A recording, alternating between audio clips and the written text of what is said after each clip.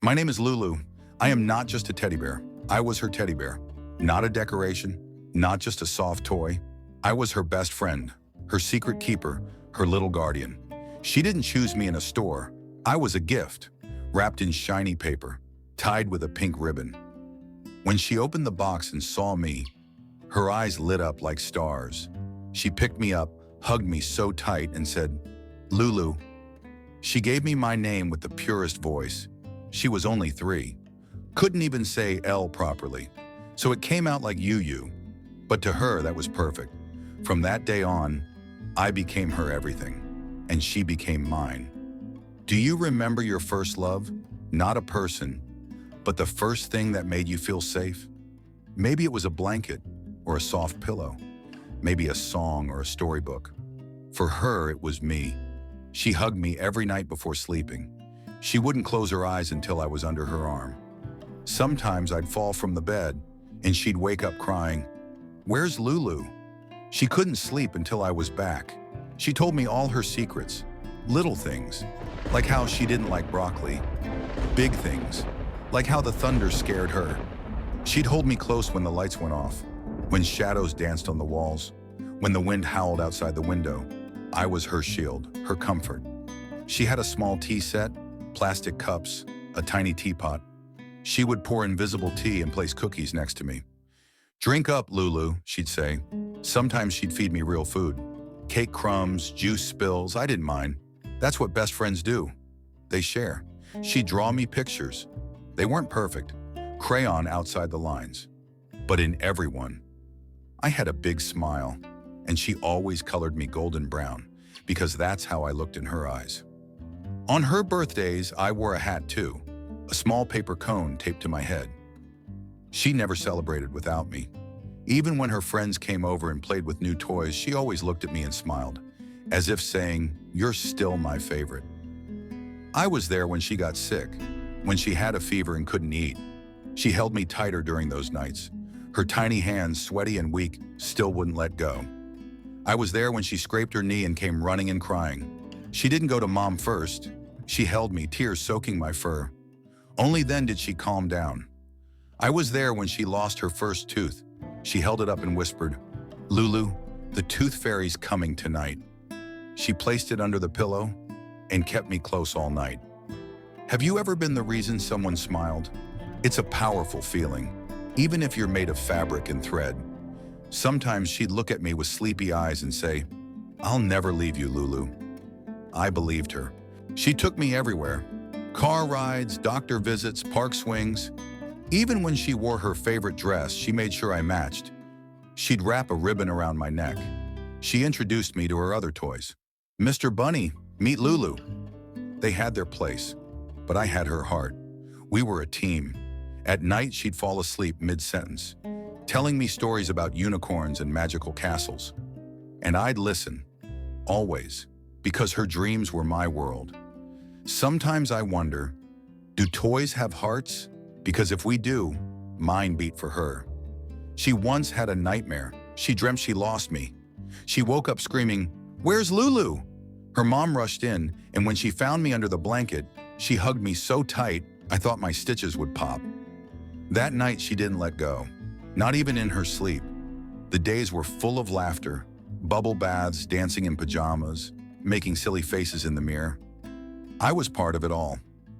Even when she was quiet, just sitting, thinking, she'd hold me close. When the power went out, we sat in the dark with flashlights under a blanket. She said, "Don't worry, Lulu. I'll keep you safe too." It made me smile inside. Do you remember who kept you safe? That one thing that made you feel okay, even when the world was scary? Maybe it was your mom's voice, or a soft pillow you cried into. For her, it was me. She once told her grandma, "Lulu is my best friend. He doesn't talk, but he listens better than anyone." That sentence stayed with me forever. One rainy afternoon, she sat by the window, raindrops tapping gently, her little legs swinging off the couch, and me on her lap. She said, "When I grow up, I'll still keep Lulu. He'll sit on my desk and watch me become a butterfly." I didn't understand how humans could become butterflies, but I didn't need to. Her dreams were enough for me. Sometimes her dad would carry her to bed. She'd be half asleep but would still mumble, "Lulu, Lulu," and he'd place me under her arm. She always smiled in her sleep when I was there. Even during storms when thunder shook the walls, she wasn't scared. Not as long as I was with her. Our world was small, a room, a bed, a window, but it was full of love. I wasn't afraid of the dark, because her love was light enough. Then came the photo albums. Her mom would take pictures of us, silly ones, like her putting sunglasses on me, or pretending I was flying. There's a picture of her kissing my forehead. That photo sat on her dresser for years. Sometimes she'd look at it and giggle. But as she grew, the laughter got less frequent, the bedtime stories shorter. But in these early days, everything was magic, and I was the center of it. Sometimes I wonder, did she know how much I loved her? Even though I never spoke, even though I couldn't move, did she feel it? I think she did, because love, real love, doesn't need words. So many nights as she drifted to sleep, she'd whisper, "I'll never grow up. I'll stay with you forever." But time doesn't listen. Time moves, with or without promises. If you're watching this, close your eyes for a second. Think back to when you were 5. What did you hold on to when the world felt big? A toy? A blanket? A stuffed animal? Do you still have it? Or did it get lost along the way? Because sometimes the things we leave behind still remember us. Next time you open an old box or look under your bed, maybe something will be waiting. Not angry, not broken, just waiting. For a smile, for a touch, for memory. Teddy whispering. I was her teddy bear. She was my everything. And in those happy days, we were both whole. The change begins. Teddy, gentle, soft tone. Hi again. It's me, Lulu. Do you know how storms don't start with thunder? Sometimes it's just one small cloud. That's how she started changing. She forgot to pick me up one morning. Said she was excited for school, just once. But that's all it takes. One quiet crack in the heart. Have you ever felt someone drifting away? No anger, no goodbye, just slowly fading? She made new friends, brought home trophies, got a tablet. It blinked and talked louder than me. The hugs got quicker, the talks got shorter. Until one day, I wasn't on her bed anymore. I was on a shelf, and then in a box, forgotten in the box. It was dark, quiet. She said, just for now. But now, stretched into years, 7 years. I sat beside her old books, a scarf, a ribbon, things she once loved, now buried in silence. I told myself stories about our tea parties, her birthday giggles, her promises. Have you ever waited for someone who forgot you? It hurts, not because they left, but because they promised they never would. Every creak in the house felt like maybe. Every footstep sounded like hope, but the box stayed closed. Tell me, what have you placed in a box just for now? And did you ever open it again? Then, one day, a creak, a warm light, and her hands, older now, gentler, but still hers. She picked me up. Tears filled her eyes before words did. She whispered, "Lulu," and hugged me. No words, just warmth. The kind of hug that says, I missed you. I'm sorry. I remember. We sat in silence. Not awkward silence.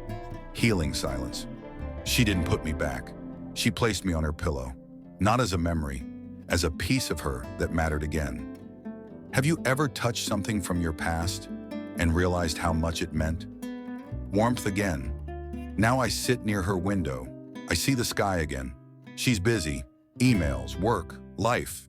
But every now and then, she looks at me and smiles. She brushes my fur. She fixes my ribbon. She talks to me again, even if only for a second. That second means everything, because it tells me I still matter.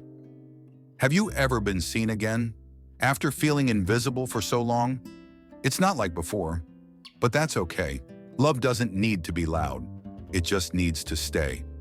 Final message to the viewer. You Yes, you watching this. What did you forget? A dream? A promise? A part of yourself? It's still waiting. Not angry, not broken, just waiting to be remembered. If you could open one box today, what would you find inside? Would it forgive you, the way I forgave her? Because I'm Lulu, a teddy bear, software stitched. Still here. Some toys don't need batteries. They just need love. And love always remembers.